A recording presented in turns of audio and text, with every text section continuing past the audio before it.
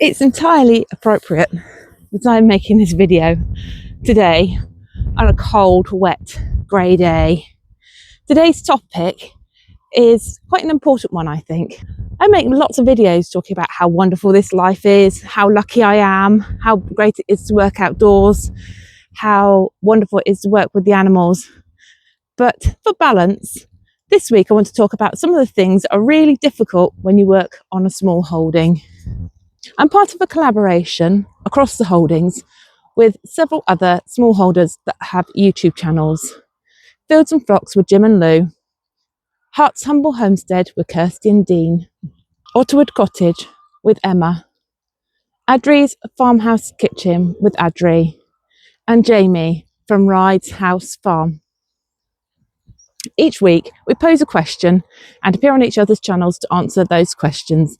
So if you want to know my answers to their questions, check out the links below to their channels and have a look and see those.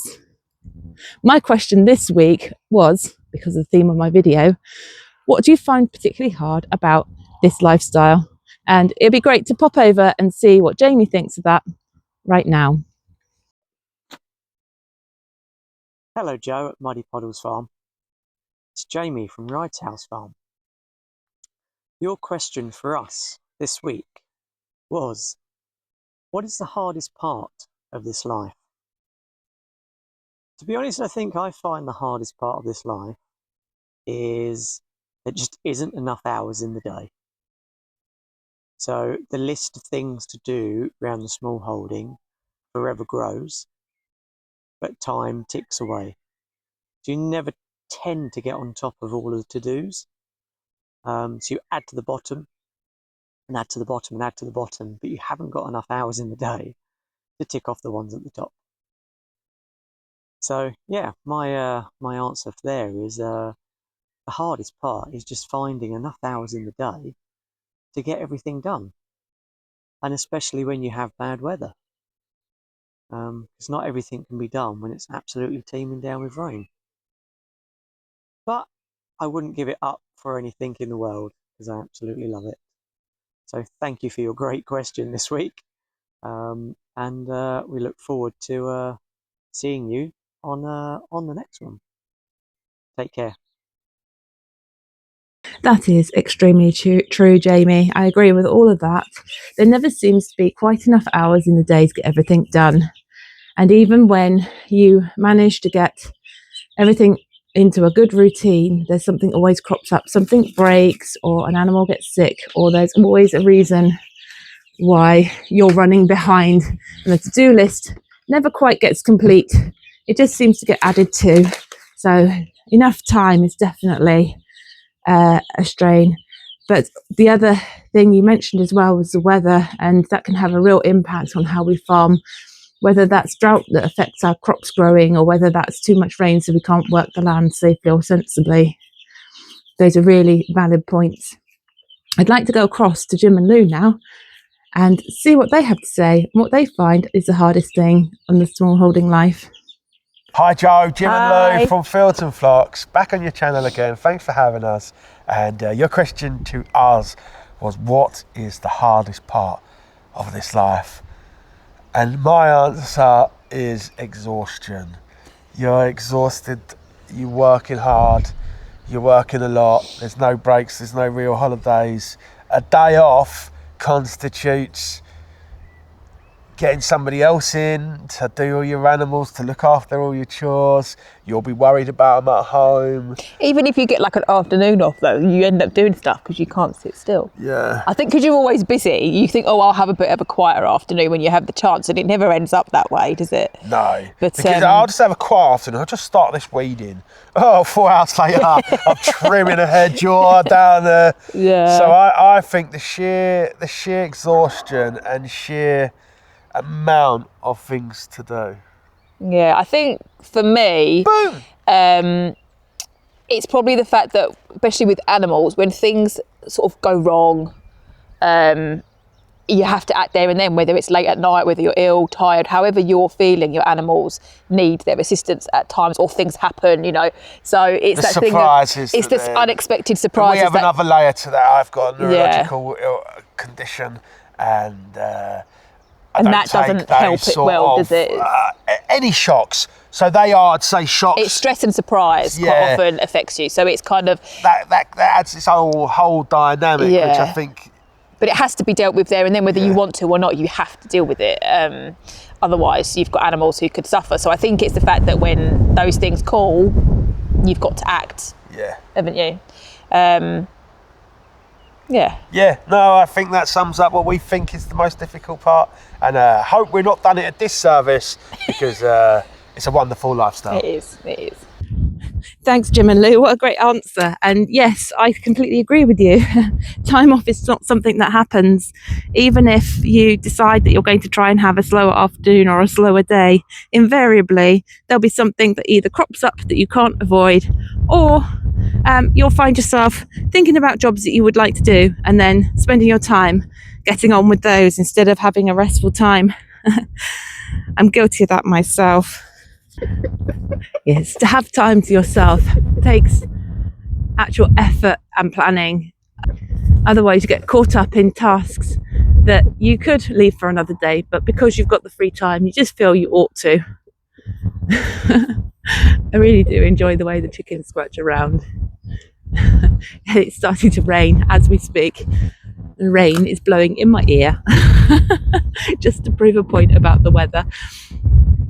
Well, let's have a listen and see what Emma of Otterwood Cottage finds the hardest thing about running her small holding.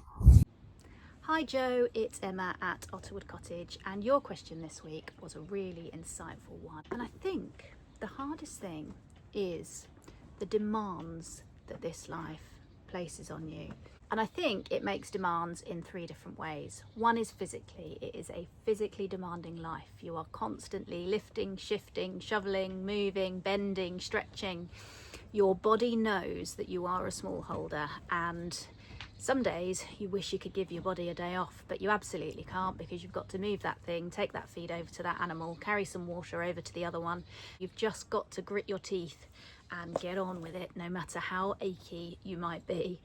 The second demand that it places on us is a mental one. So there isn't anywhere I can be on our property where I am not seeing 1,000 things that I need to do, to change, to remember, to tell somebody else to do, to think about, to add to my list, to cross off my list. It is constant, and there's no switching off from it. And I think the third way it places demands on us is it's an emotionally demanding life at times. Now, sometimes those emotional responses are small and they are seemingly insignificant. So the rabbit has eaten all of my vegetables. Cue the Mr. McGregor shaking of the fist. You can laugh it off. Other times it is a bigger emotional toll. So if your livestock becomes sick or injured, then we worry about our animals. We want them to have a fantastic, healthy, safe and enjoyable life, and the reality is that at times they get sick or they get injured, and that is hard to deal with, particularly if the very worst happens and the animal doesn't make it. And we have had that happen here, and that is the reality of small holding. I think the saying is, where there's livestock there's dead stock, and that sounds like a really harsh thing to say, but if you're going to live this life, it is something that you have to recognise and be prepared to accept. So taken together, despite the fact it is 80% of the time an enjoyable, fulfilling, joyful, amazing life to live, and I would never want to suggest it was anything but that, the majority of the time there are days when it is really tough. The demands feel like they're piling up. It feels like death by 1,000 cuts some days, and what you'd really like to do is ring in sick and stay in your bed under the duvet until the world feels better again. But the small holding gods are not nice employers, and it is impossible to take a day off and a day away from all of those demands. You have to get up, you have to feed your animals, you have to tend to your plants, and you have to just get on with it. So it is demanding and it is tough at times, and this was a great question to get us thinking and talking about that.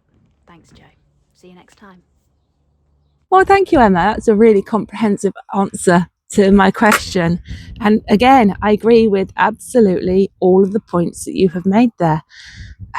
Yes, so there is a really big emotional burden when you have an animal that is sick, or something goes really critically wrong and you have problems to solve.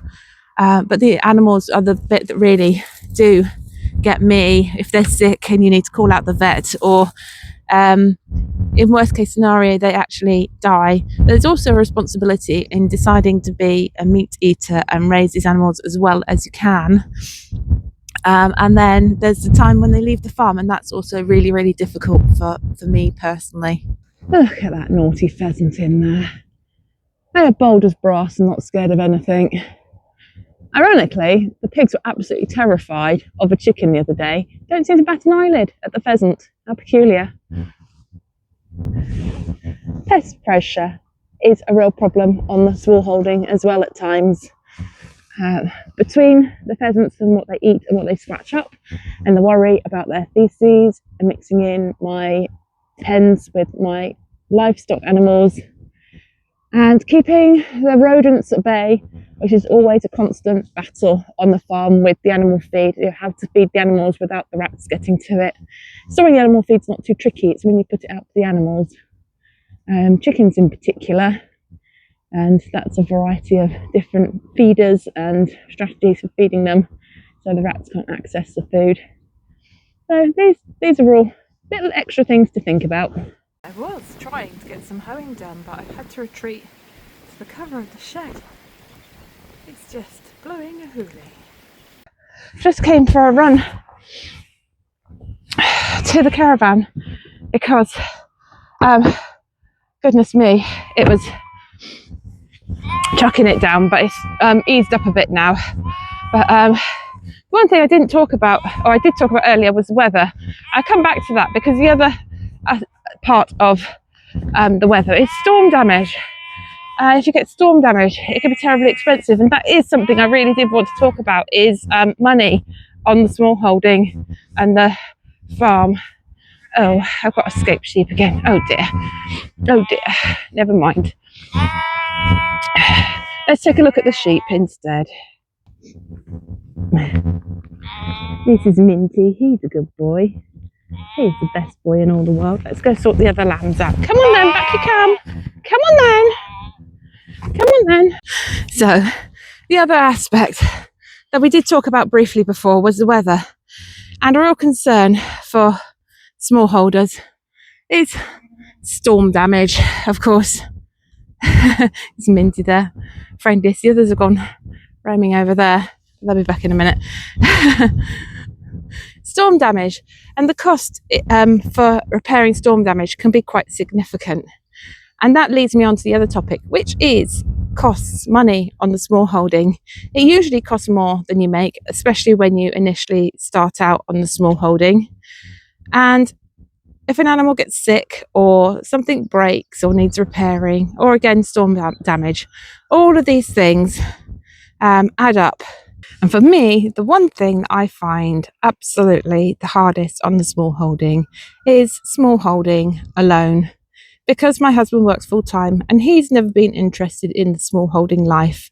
All the major decisions have to be mine, and that is emotionally and mentally stressful, especially when the decisions are difficult ones about animals' welfare, or about budgeting and money and prioritising spending. It can be quite lonely working on the farm all week alone as well. So that's tricky. My husband is supportive and he will come and help me at the weekend, but he's not. He doesn't hold the interest or the fascination with farming, and he doesn't have the time to come midweek. As I say, he's at work. Now, having said that, one thing that all of the smallholders have made absolutely clear, and I myself, this life is amazing. The food we get is clean and nutritious. The exercise we get is so beneficial to our health.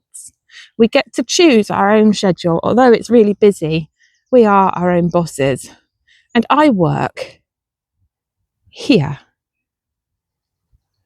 And I don't think that's a bad office to have at all. Thank you very much for joining me this week, and I will see you again next time. Take care. Bye now.